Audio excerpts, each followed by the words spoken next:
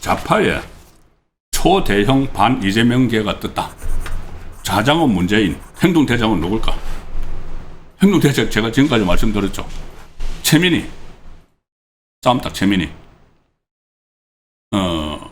초대형 반 이재명계. 이게 자 이제 저희들이 지금까지 전당대회 전에 서로 이제 뭐 유 이재명하고 그러니까 유시민 씨가 이야기한 대로 그대로 하면은 A그룹 좌파, B그룹 좌파가 싸우고 있었죠. 당권을 놓고 싸우고 있었죠. A그룹 좌파는 유시민의 표현대로 하면은 이 좌파의 가치를 쫓는 그룹. DJ부터 친노무현, 친문재인 이제 정청래 쪽으로 내려오는 이거 정통 좌파라는 이야기입니다. 자들끼리 코어 뭐 지지층 이야기를 했죠. 김어준도 이야기하는 코어 지지층, 핵심 지지층. 그 전부터 민주당을 지켜온 그 정통 좌파들. 그런데 이 사람들이 자기들이 대주주라고 생각을 하고 있는데 이재명이 거의 바지 사장처럼 들어와서 이제 정권을 잡았는데 이재명이 본인이 좌파의 주인이 되기 위해서 이 대주주들을 몰아내려고 하는 게 이제 B그룹 좌파.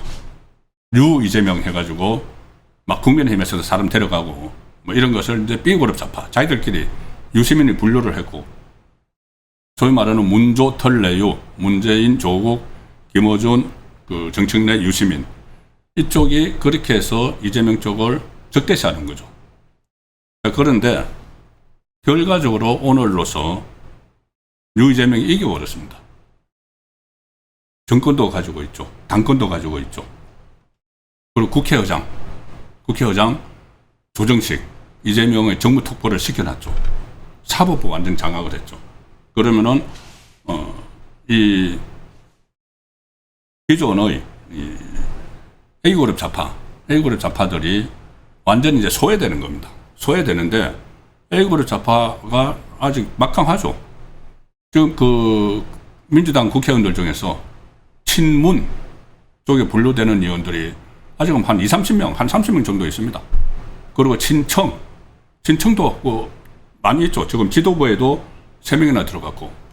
그러면 지금까지는 이 반 이재명, 전체적으로 보면 반 이재명을 추구하는 그 그룹이 국민의힘 지지층, 또 중도층 일부 이렇게 되어 있었지만 이제 좌파에서 큰 덩어리 하나가 반 이재명 노선에 참여를 하게 되는 것이죠. 그리고 이번에 경선 과정에서 이 개딸들이 완전히 둘로 쪼개져서 친명, 친청, 뭐 명청 대전, 전쟁 그런 거 그렇게까지 싸웠죠. 그러면은 이쪽에서도 지금 유시민이 말한 대로 지금 공소 취소를 하려고 오늘 벌써 포석을 놨는데 김민석이 이걸 미친 짓이라고 생각을 하는 이 좌파들이 실제로 공소 취소 작업을 시작을 하면은 그냥 있지 않겠죠. 그래서 제가 계속 말씀드리는 것이 탄핵 정국이 조성될 수도 있다. 뭐냐면은 그 여태까지 우파 정권 2번 무너진 게 뭐 민주당에서 좌파에서 3분의 2 의석을 가지고 있어서 무너진 게 아니죠. 내부에서 배신자가 나왔다. 그러니까는 그 전에 그 유승민 이번에 한동훈 그러면은 정청래가 좌파의 유승민 한동훈이 될 수가 있는 것이죠. 그 충분히 가능성이 있는 이야기입니다. 이번 당권 경쟁에서 이렇게 싸우는 걸 보면은 거의 뭐 끝나고 안 볼 것 같은. 물론 좌파가 싸울 때는 싸우고 또 자기들이 이익이 있으면은 하나로 뭉치는 그런 속성이 있지만은 이번 싸움은 그냥 그런 싸움이 아닙니다. 완전히 좌파의 주도권 싸움이었죠. 앞으로도 계속 뭐 10년, 100년 이후에라도 좌파 주도권을 놓고 지금 싸웠고 그런데 그거를 정권을 가지고 있는 이재명이 거의 억지로 A그룹 좌파를 다 밀어내고 자기들의 당권을 이제 잡았으니까 그 밀려난 좌파들이 그냥 있을 수가 없는 것이죠. 오늘 문재인이 오늘 뭐 전당대회에 영상 축사를 보냈는데 아마 이 영상 축사를 찍을 때쯤이면은 김민석으로 거의 굳혀진 상태에서 찍었겠죠. 중간중간에 뼈있는 말을 집어넣었습니다. 문재인이. 영상 축사를 하면서 보통은 이 전직 대통령이 자기가 그 정권을 가지고 있을 때 당의 전당대회가 한다. 근데 영상 축사를 보내달라. 그러면은 정치적인 메시지를 안 담죠. 그냥 덕담을 합니다, 보통. 덕담을 하고, 지나간 일은 다 있고, 하업을 해서, 당을 잘 이끌어달라. 뭐 이런 식으로 하죠. 근데 오늘 문재인 메시지에 이런 말이 있습니다. 이번 당원 대회를 바라보면서 우려가 큰 것이 사실이다. 우려가 큰 것이 사실이다. 이대로 가면은 큰일이다. 이런 표현을 씁니다. 이제 문재인도 A그룹 좌파의 우두머리 격이었는데 이게 변방으로 이제 밀려날 상황이 된 거죠. 좌파 전체에서. 이대로 가면 큰일이다. 이런 말을 하고 경쟁이 당을 분열시켜서는 안 된다. 그리고 이 말도 합니다. 나라 사정이 매우 엄중해서 집권 여당이자 국정을 책임지는 정당으로서 뭐 책무가 무겁다. 뭐 이렇게 이야기를 했는데 나라 사정이 매우 엄중하다. 이재명 집권한 지 이제 1년 사이에 나라 사정이 매우 엄정해졌다고 문재인이 이야기를 하는 겁니다. 이거 봐. B급 좌파들이 이렇게 판을 치니까 제대로 안 되잖아. 이런 메시지로 저는 읽힙니다. 그래서 이 거대한 새로운 반 이재명, 안티 이재명 그룹이 생기는데 거기에 문재인이 앞으로 문조 털내유니까 문재인이 자장 역할을 할 걸로 예상이 되고 행동대장은 바로 딱 들어가 있는 지도부의 수석 최고위원으로 들어간 최민희가 거의 앞으로 김민석을 그대로 치받는 또 한병도도 있죠. 문재인의 정무수석 출신 한병도 원내대표 최고위원회 고정 멤버, 당연직 멤버. 그래서 좌파 내전이 끝난 것이 아니고 새로운 형태로 지금부터 정말 전쟁이 치러질 수도 있다. 그리고 김민석은 이재명이 이제 공소 취소를 사실상 공약을 했고, 그 공소 취소에 혈안이 돼 있는 박성준을 수석 대변인에 앉혔고, 그러면은 이제 당장 예상되는 것이 특검법 처리죠. 특검법을 발의를 해놨는데 공소 취소를 위한 특검법. 이게 지방선거 앞두고 역풍이 무서워서 못했는데 이거 아마 바로 할 겁니다. 왜냐하면은 이재명이 재촉을 하겠죠. 야, 내가 너 당선시킨 게 이유가 뭔데? 나 감옥 가기 싫단 말이야. 빨리 공소 취소를 해. 재판 중지 이런 거 말고 재판 중지. 정청래가 그때 재판 중지법을 발의한다고 했다가 엄청나게 이재명이 반발을 샀죠. 재판 중지라는 것은 현직 대통령으로 있을 때 재판을 중지한다. 그 중지법을 하려고 했다가 이재명이 그럼 뭐야 이거 나 임기 끝나면 감옥 가란 말이야. 이래서 이 싸움이 시작이 된 겁니다. 그러니까 김민석에게는 야 내가 그렇게 해서 너 당대표 앉았으니까 빨리 처리해. 그리고 나 지금 지지율 막 떨어지는데 아직 그래도 전화 면접 기준으로 40%대 있으니까 지금 해야지. 지지율 더 떨어지면 그것도 못해. 그러면 지금 분명히 바로 며칠 전까지 김민석은 공소 취소를 하겠다고 이야기를 했기 때문에 바로 들어가겠죠. 그래서 스피커로 박성준을 앉히고 그 공소 취소의 자기들 나름대로 정당성을 홍보하기 위해서. 그러면은 어떻게 될까요? 민심이 이제 뒤집어집니다. 뒤집어지는데 다시 말씀드리지만 지금까지 민심은 국민의힘 지지층, 중도층, 이재명에게 뒤집어지는 민심의 주축이었다면은 거기에 좌파의 한 덩어리가 그대로 이제 참여를 해서 가담을 해서 엄청난 회오리가 쓰나미가 될 수 있는 그런 상황이 충분히 예상됩니다. 물론 겉으로는 절대 안 그럴 겁니다. 일단은 겉으로는 근데 제가 오늘 이 민주당 전당대회가 1시 반부터 됐는데 해서 7시까지 했는데 그 간간히 이제 정청래가 말을 하고 하는 것을 제가 얼핏 봤습니다.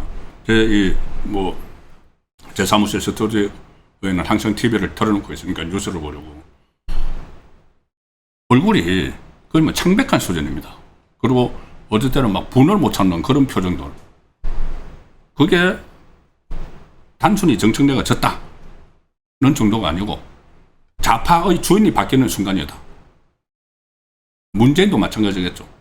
그러면은 여기서 뭔가 이 상황을 반전시키기 위한 시도를 할 거고, 그 시도가 가장 먹혀들 수 있는 게 이재명 공소 취소를 하고 이재명의 재판을 없애버리려고 하는데, 그 반대편에 서는 거죠. 반대편에 서려면 그쪽 힘만으로는 다 안 되니까는 좀 정치적 상상력을 동원을 하자면은, 그리고 불가능한 일도 아니죠. 나중에 국민의힘이나 다른 세력, 조국당하고는 정청래가 우호적이죠. 합당을 그때 하려고 했으니까. 조국은 어차피 문재인 사람이니까. 그러면 조국당하고 또 일종의 정계 개편을 추진을 해서 이 분당을 할 수도 있습니다. 분당을 하고 그들만으로 탄핵을 할 수는 없으니까 나중에 어떤 정점에 갔을 때는 국민의힘하고 같이 해서 이재명 탄핵까지도 갈 수 있는 충분히 예상 가능한 시나리오입니다. 또 하나는 이재명의 재판 재개죠. 이재명 5개 재판은 지지율만 떨어지면은 사법부가 먼저 나설 겁니다. 정말 그 사법부가 좀 조희대 탄핵, 아마 조만간 조희대 탄핵한다고 합니다. 탄핵 카드를 다시 꺼내고 이재명 정권에서 그렇게 압박을 하는데, 속으로 아무리 재판부가 이 정권의 눈치를 본다고 하지만 가령 이재명 지지율이 한 30% 고착이 되면은 국민의 3분의 2가 이재명을 외면하는데 그 사법부가 지켜줄까요? 그리고 그 상황에서 좌파의 한 덩어리가 재판 재개를 해야 된다는 쪽에 힘을 얹으면은 이재명은 위험해지는 건 순식간입니다. 이재명 지지율 오늘 또 떨어졌습니다. 오늘 그 리얼미터가 에너지경제신문 의뢰를 했는데 43.0. 저는 이번에 리얼미터도 30%대 떨어질 걸로 봤는데 일단 0.3%포인트만 하락했습니다. 지난 조사보다. 그런데 이미 이 두 군데서 나왔죠. 30%대. 지난주에 30% 두 개 나왔습니다. 하나는 뉴델리가 의뢰한 리서치웰이 39.6% 이재명 지지율이 나왔고, 천지일보가 코리아 정보 리서치에 의뢰한 조사는 38.4. 이미 이재명 지지율 30%대 나왔습니다. 자, 이 30%대가 얼마나 40%하고 다른 건지 여러 가지 일이 일어날 수가 있습니다. 30% 고착되면 사법부가 재판부 판사들을 움직여서 재판을 할 수도 있고, 또 떨어져 나간 좌파를 중심으로 탄핵 캠페인까지 벌여질 수 있는 거죠. 김어준 문조 틀레유 오늘 패자 그룹이죠. 패자 그룹. 물론 오늘 아침 방송에서 한 이야기지만은 오늘 뭐 지는 게 뻔히 사실상 확정이 돼 있었으니까 김어준이 어떤 얘기를 했는지 문화일보 기사로 보여드리겠습니다.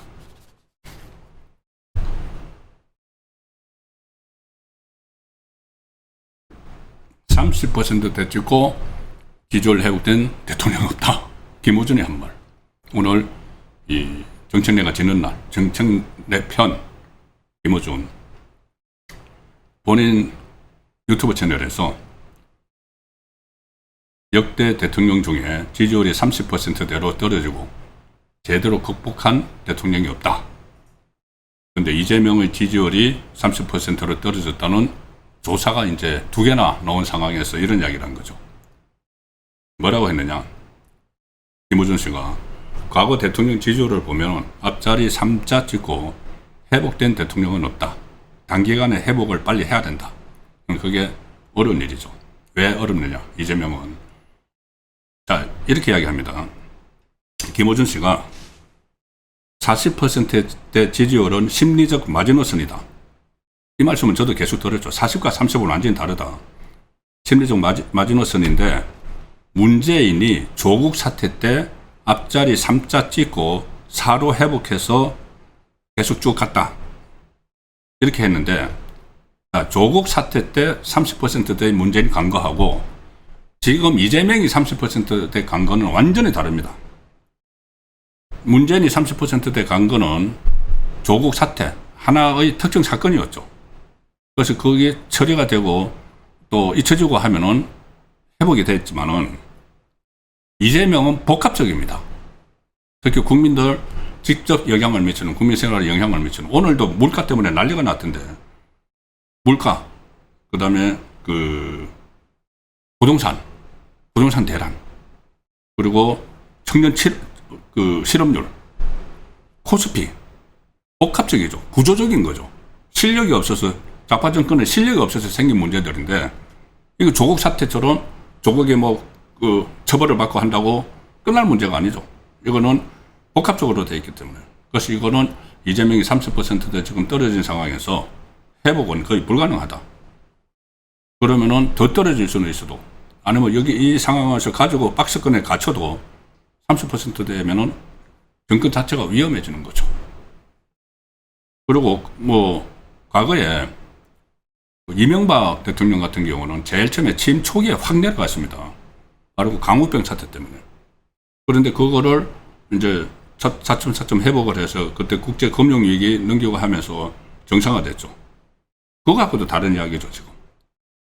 강우병 사태 그 거짓 선동에 의해서 30%대로 밑으로 내려갔었는데, 취임 초기에, 지금 이재명 취임 초기에 내려가는 것처럼, 그게 거짓 선동이었다는 게 다 이제 드러나고, 그 다음에 실력을 발휘하니까 국제금융위기 다 넘기고, 그러니까 다시 정상화되고 올라간 거고, 이재명은 초반에 이렇게 떨어진 게 국정 운영을 못해서 그런 겁니다.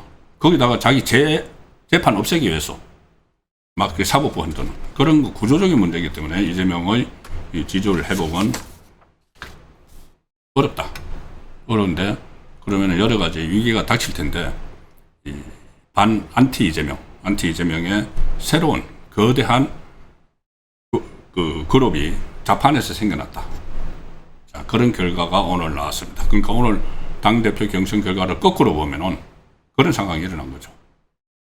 자, 그러니까 그냥 김민석이 됐다, 이것만 보는 거 하고, 정청래가 안 됐다, 정청래가 안 된 쪽에서 보면은 이재명의 위기가 더 증폭됐다. 그리고 특히 이 신청 쪽에서 3명의 최고위원이 한꺼번에 들어가서 김민석을 포위를 하고, 그 안에서 싸움닭 최민희가 딱 벼르고 있기 때문에 더 그렇다는 거죠.